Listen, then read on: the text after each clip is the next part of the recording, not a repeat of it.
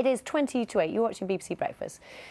Rape is a crime that affects tens of thousands of people in Britain every year. But for many victims, one of the hardest things can be getting the help they need to move on with their lives. It can be particularly hard for male survivors, as there are only 5 special support centres in the UK for men. Women and girls have 145.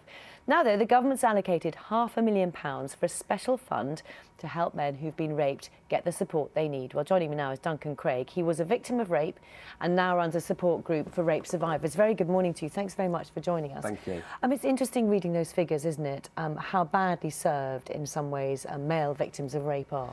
Yeah, I think it's it goes on to sort of the idea of breaking the silence, that men have been silenced for such a long time, that I think the announcement of this money and what the government's about to do means that actually we're going to break the silence and that men are going to be able to come forward now. Why do they not come forward?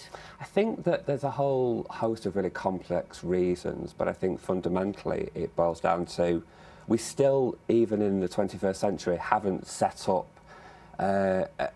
spaces for men to talk, for men to reveal that they're feeling bad, that this abhorrent crime has sort of happened to them. That's part of the reason why I kept silent for so long. What, because you couldn't admit, you didn't want to admit it to others, or?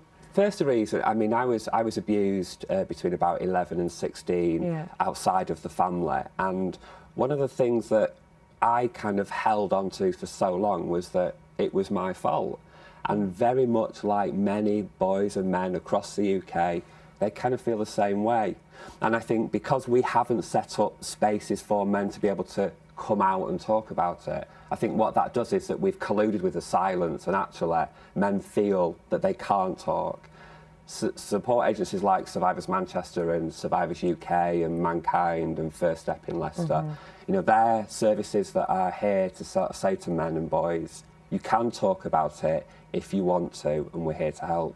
How much difference did being able to talk about it make to you? Tons of difference. I can still remember the first time in my therapist's office that I was able to sort of recognise what happened to me was something that shouldn't have happened and that wasn't my fault. And it just feels like a weight is just lifted from your shoulders. And I talk to men all the time now, and I'll kind of talk about how even though it's really painful to talk, and even though it's really difficult to talk, it's nowhere near as difficult or painful than it is to stay silent. OK.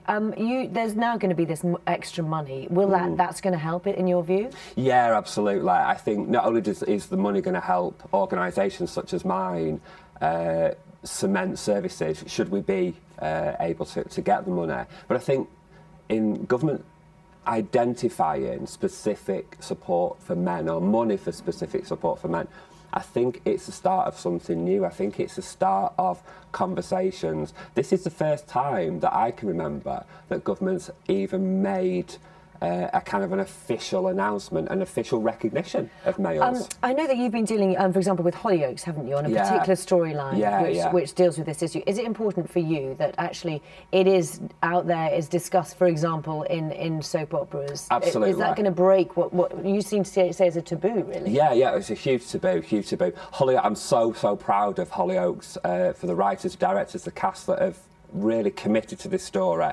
I was watching social media when the announcement was first made, and lots of young people on social media talking about how, you know, this would never happen because the character who is the rapist in it, Finn isn't gay, so this wouldn't happen. And now, because of the story, because of the way that they've portrayed it, people are beginning to understand. So now we've got the same young people that were saying that, saying, well, this isn't about sexuality, this is about power and control. Very interesting talking to you. Thank you very much for your time. Duncan Craig, thank you. Thank you. It's exactly 1:45. Our main story, of course, this morning is the weather. Hurricane-strength winds affecting western parts of the UK overnight. What can we expect for the next few hours, days? Carol has it. Very good morning.